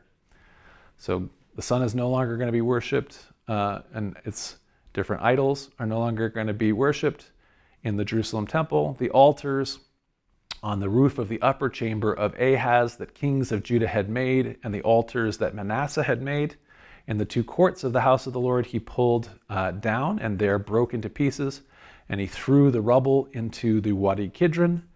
The king defiled the high places that were east of Jerusalem to the south of the Mount of Destruction, which King Solomon of Israel had built for Astarte, the abomination of the Sidonians, for Chemosh, the abomination of Moab, and for Milcom, the abomination of the Ammonites. And so here are additional shrines to three other gods that are also identified at the end of the Second Temple period with King Solomon. And so they have to later come up with a story about why Solomon, if he had worshipped just the one God, as they retroject the idea of monolatry all the way back into his time, why was he also associated with making these altars to other gods than the God of Israel? And so that later create a story of Solomon in his old age succumbing to multiple wives and clearly not being wise and breaking with the God of Israel and so forth. So Josiah broke the pillars into pieces. He cut down the sacred poles, the way you worship the goddess Asherah. He covered the sites with human bones. Moreover, at the altar of Bethel, that shrine of the northern kingdom that has fallen, the high place erected by Jeroboam, the northern king, who caused the northern kingdom, Israel, to sin, he pulled down that altar along with the high place. Josiah burned the high place, crushing it to dust, and he also burned the sacred pole, the Asherah pole that you use for the worship of the goddess. So in other words, near the very end of the first temple's existence during the reign of Josiah, just at the moment when this part of the Bible is becoming historical, the Bible itself describes a reform of the temple, taking it from a pagan temple that includes all kinds of altars and cult objects from an entire pantheon, some of which, again, by tradition, go all the way back to Solomon, just like the temple itself, and instead begins this institution of monolatrous worship of Yahweh. We worship only the one God, and then later, in the exilic period, and especially in the Persian period, this becomes a true worship of monotheism and in the future. So we've looked at this a bunch of times. This is not how it's told in the Bible, because the way the Bible is written, it's written from the later monotheist perspective, or editors that later perspective are changing, deleting, and adding things to make it seem like this. But in other words, the Bible presents a monotheist foundation at the beginning of time, and what happens is, according to the biblical narrative, as people turn away from God, there is increasing polytheism until we get to the destruction of Jerusalem in 586. So at this idea, at the core, prophets, good kings, they all attempt to hold monotheism in this constructed biblical narrative. And in the constructed biblical narrative, polytheist rebellions just increase over time, and that leads to the destruction of Jerusalem. But if we look at what the actual history is that throughout the entire period prior to the destruction of Jerusalem, nearly all of the Israelites were always polytheists. And henotheism, and then ultimately monolatry, is introduced as a centralizing reform. And then because the kings and their allies, the high priests, are centralizing religion to their, in the case of the northern kingdom, their core shrines, or later in the kingdom of Judah, to the Jerusalem temple alone, that is why the Bible then is written and presented this way. And that is why then the first temple, at the very end of its period in its existence, suddenly becomes theologically very, very important. And that's why I say it's, for most of its existence, it's way less important because there's all these other temples that will have been part of the religion until they're all finally destroyed. And so then the second temple comes into existence with all of that pent-up theological importance. And so, and I've just kind of explained that already. So that's therefore kind of my take in my history of the first and second temples, and we see them compared here in terms of size and scale. Ultimately, the second temple becomes incredibly important and also a really amazing, glorious building, but both are ultimately destroyed.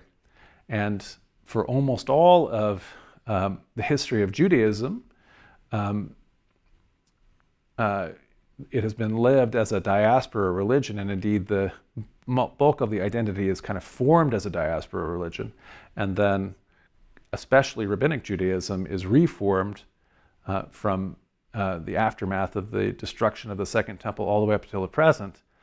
And now, it is only now, with the creation of the modern state of Israel in the 20th century, that a significant, or about half of Jewish people have moved back to the land and are experiencing what it means to have a Jewish state for the very first time again since those brief periods of rebellion, and then all the way back to the Maccabee kingdom, which was really only independent for a very short period of time.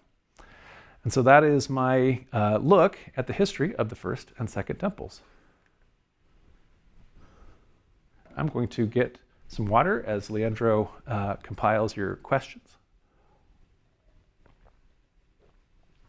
and comments.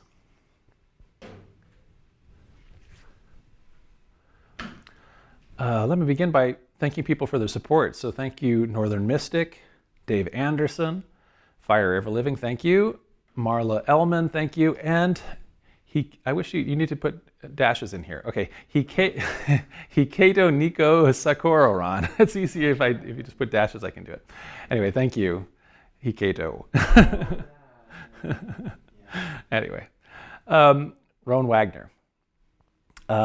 Where would Jesus as a rabbi be allowed to go in the temple? So he's not a priest, so he couldn't go into the court of priests. So he would be able to go as far as the court of the Israelites. So it's like the vestibule to the very last inner courtyard, when you can, through the gate, see the holy place inside. So just a little bit past the court of women, but not very much past. So there are. So there are going to be some people who have the idea that Jesus's family might be a priestly family because of how biblical tradition might go, and so for example, Luke creates a family relationship between Jesus and John the Baptist, and also has John the Baptist be the son of a priest, and so therefore John the Baptist as a priest would be able to go inside, I guess. But I don't think that there's a sense even then that Jesus is. I mean, Jesus' mother, according to later Christian tradition, is raised in the temple, Mary. But again, this is a later Christian tradition that has nothing to do with history. So really, as a Galilean non-priest, he would be able to go into the Israelite parts, including the court of women and the court of the Israelites. Ron Wagner, is the temple in Ethiopia based on the one in Jerusalem? I thought since it was constructed by Ethiopian Jews to house the Ark of the Covenant, it might have been laid out like the Jerusalem temple. So I'm trying to think of which one you're talking about. So if you're talking about the main church shrine that the Ethiopian Orthodox Church has to house the Ark of the Covenant, I don't know that we know what it is entirely like inside. I don't know that we can go in there. I haven't seen a floor plan of what it is. I think that's probably what you mean. And so there is a connection, obviously, that there was an early Ethiopian Jewish community in the same way that there's an early Ethiopian Christian community, and both of them claim traditions to go back to Solomon, but those claims are not. Those claims don't go back to Antiquity. So those are claims that we have since the Middle Ages. Jeff Kuntz, Jeff Kuntz says, how could they rebuild the temples if it is sinful to even walk where the Holy Holies would have been? Yeah, so I guess that's, when I was talking about that was an interpretation that I was hearing about in the 19th century. So in other words, as some Judeans were returning to the Ottoman Empire and going back to the site, and that's when the practice of, there started to be practice of worshiping at the Western Wall in modern times has started to occur, and so I was explaining that for that practice. I don't know that they had that same sensibility when they're constructing Herod's temple. I know that Herod had to really prove it to the priests that he had to assemble like all of the building materials and everything ahead of time before they would let him take anything apart. And so, but they're presumably all of the construction workers will have had to be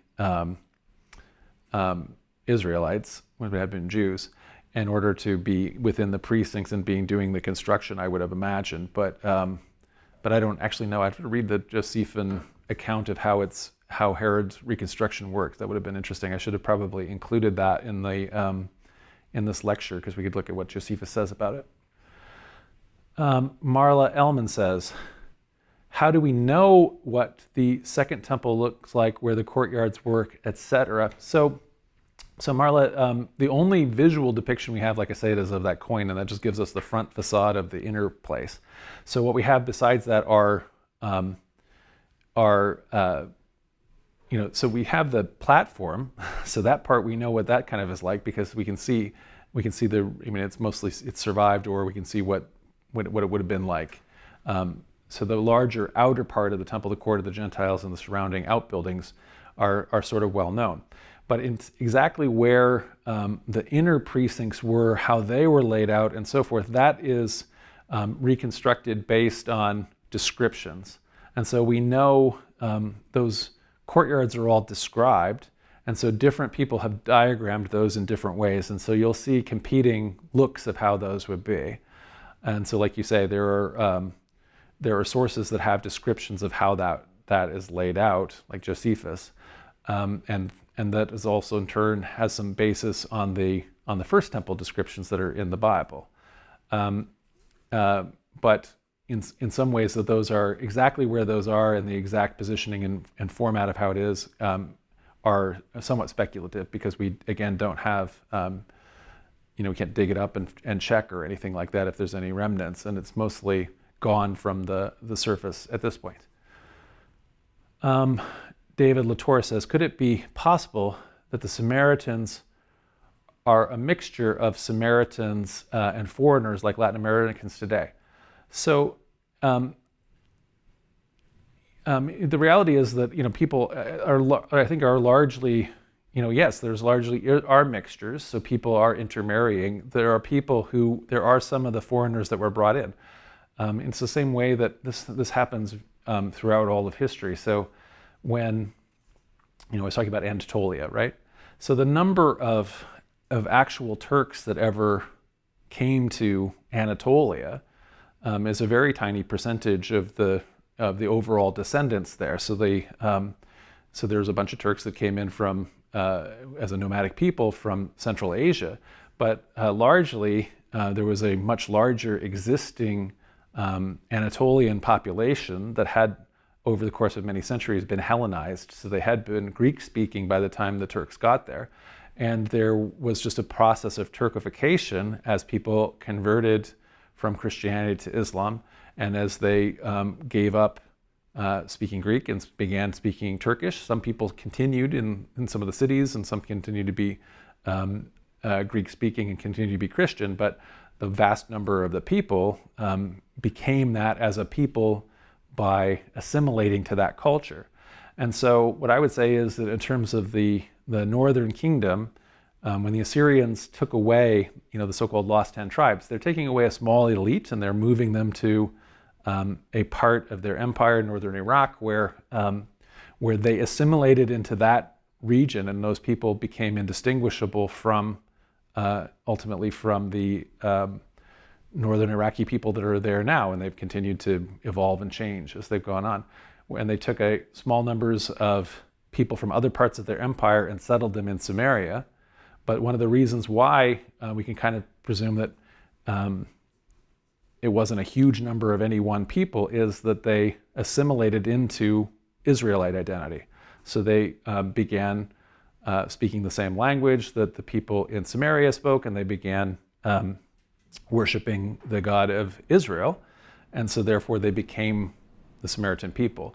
As we said, the Judean exiles, as they came back, in a way, are a little bit of pot calling the kettle black kind of thing, in that they have become sort of Babylonianized while they've been in Babylon. They've adopted a bunch of things from there too. So it's this idea of keeping a pure bloodline is popular to people, and it was certainly popular to Ezra. But there were other Judean exiles who came back, like we've seen where we talk about the author of the book of Ruth, who thinks otherwise. And there were many other people who were Judean exiles who came back, who had intermarried with the Moabites and so forth. And it's Ezra and his successors who say, no, we're not going to intermarry. We need to keep the bloodline pure. So it's a different philosophy of what makes a people. But I would say the Samaritans, were Samaritan people by their understanding of what it is to be the people of Israel, which is a different understanding from the Judean definition by the priestly class. Rain Weber says, I always wondered why Alexander was never actually in the Bible considering his impact. So the reason why in terms of the Old Testament, he's not mentioned by name is that the Old Testament texts, in terms of their setting, ends before we get to the Alexander period. He is in the Old Testament of, so you're probably asking this from the perspective of a Protestant. If you are a Catholic or a Orthodox, there are a bunch more biblical texts in the Septuagint Old Testament that go all the way down through the period that we call, in the Protestants would call the intertestamentary period. So there are books that continue to fill in the story, getting all the way closer down to the time of Jesus, and this includes all these books of Maccabees. And so Alexander is mentioned directly by name in the books of Maccabees. It's just those books don't make it into the Hebrew Bible and they don't make it into the Protestant Bible, but they are being written by Jewish people in the Hellenistic time period, and they are considered scripture if you're Orthodox or Catholic. In terms of the book of Daniel, we've had a couple lectures on this. So the book of Daniel is an unusual book in that it's the very last book that makes it into the Hebrew Bible to be written. And one of the reasons why it makes it in is because it's incredibly popular. And it purports to be set in a time many centuries before it's written. So the author is writing it in this Maccabean time period, in the very time period where the temple has just been desecrated by Antiochus IV Epiphanes. And so all of the couchings about Alexander and his successors are put in symbolically in visions. And so there's visions of an idol that has different layers, as a head of gold and silver and bronze, all the different ages, and that can be reinterpreted. But there are other parts about a vision of a goat and a ram with horns and all these kind of things that are very clearly about Alexander and his immediate successors, leading down to Antiochus IV Epiphanes. And so that's what I mean in terms of dating this. It doesn't say the name Alexander, but we can tell what they're talking about. Dartharama says, after Herod the Great died and Rome split the territories between his heirs, the territories of Herod's kingdom, did that in fact weaken their grip and cost them more resources? So it made it so that none of them are able to exercise as much power as Herod had been able to, but they all try to continue to do the same kinds of things that Herod had done. And so, Antipas, who's the tetrarch for Galilee and the Perea, the part that Jesus is in, he's busily building Roman cities. So there's a city called Tiberias, named again in honor of the new emperor, and he renames the Sea of Galilee Lake Tiberias. So he's doing the same playbook of being a loyal to the new emperor client. And the same thing, when his brother, who's the tetrarch for kind of this northern area,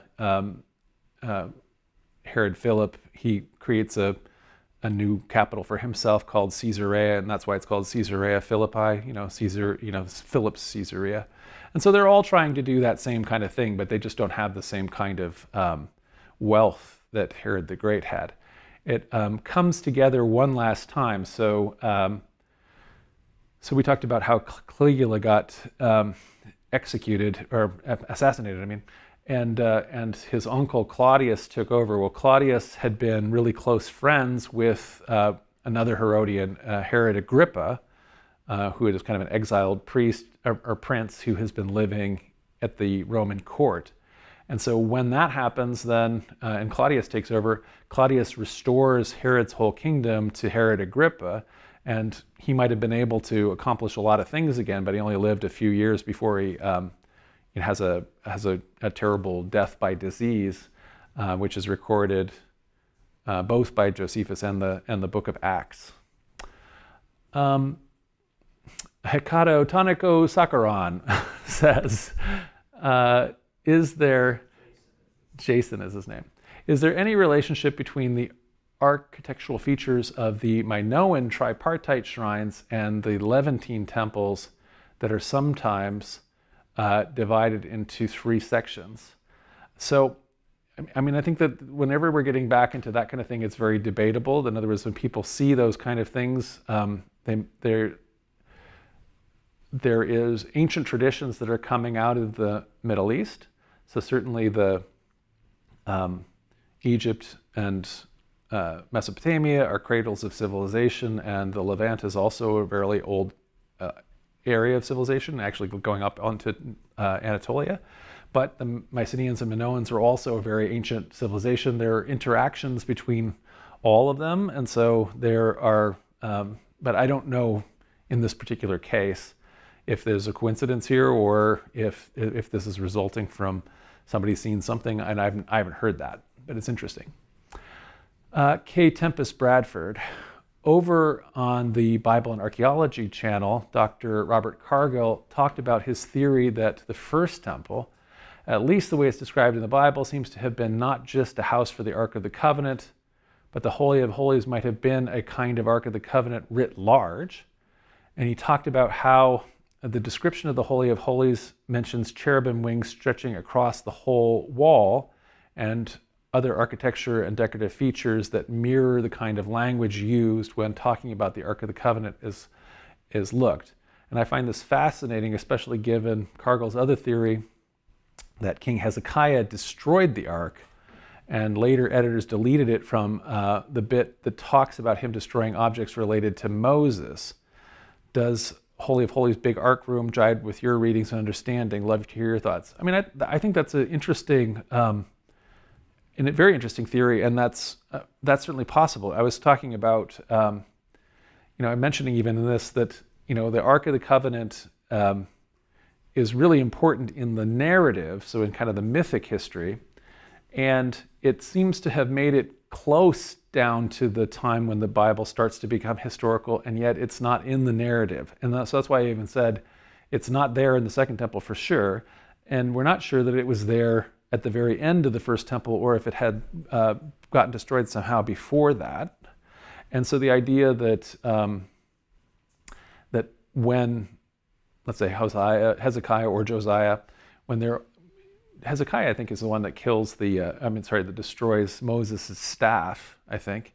And so, in other words, when they are beginning this reformation that is trying to be iconoclastic, that is destroying anything that seems to be an object that you're worshiping, that maybe they also destroyed this ark, which then would be. But anyway, the interesting thing about that, I don't know. The thing about it is that the ark, it takes such a prominent role otherwise, in the narrative, and is used as is used by the later, by the biblical authors who are creating the Exodus story. So in other words, in the pre-temple period, as reformers are wanting to say you can only worship in Jerusalem, they have to figure out how you can have worship before you get to Jerusalem, and so they have a mobile temple, in terms of the ark. So it's a little bit of a head scratcher because it's something that it becomes important. Maybe it's only becomes important in the narrative that narrative is written after Hezekiah has destroyed it, and so it's a regret that he destroyed it, and so maybe that's why they deleted it. So I think that's an interesting thesis. I hadn't heard him say that, but I'm going to have to go look at that, and I like that. Rain Weber says, if a temple were ever rebuilt in modern Jerusalem, would it be accepted, and who could run it? Could it be rebuilt without supernatural influence? I mean, it can't be rebuilt without, crime against humanity interests. So there's one of the great, one of the world history sites, and also one of the most important buildings right now, like I said, the very earliest Muslim religious structure on the site. So if you wanted to have a modern temple that you could build some other place, that would be fine. But if you want to build it right where the Dome of the Rock is, then it can be rebuilt without supernatural influence, because people can do all kinds of things to destroy UNESCO World Heritage sites and so forth, but I certainly wouldn't think that would be what you would want to do as a positive religious step, but fundamentalists might want to do that. So yeah, it could definitely be built without supernatural influence, because if that were to happen. In terms of who would run it, it would be whoever is in charge of the territory would be able to. Marvin, are there any records of what the people left in the land after the captivity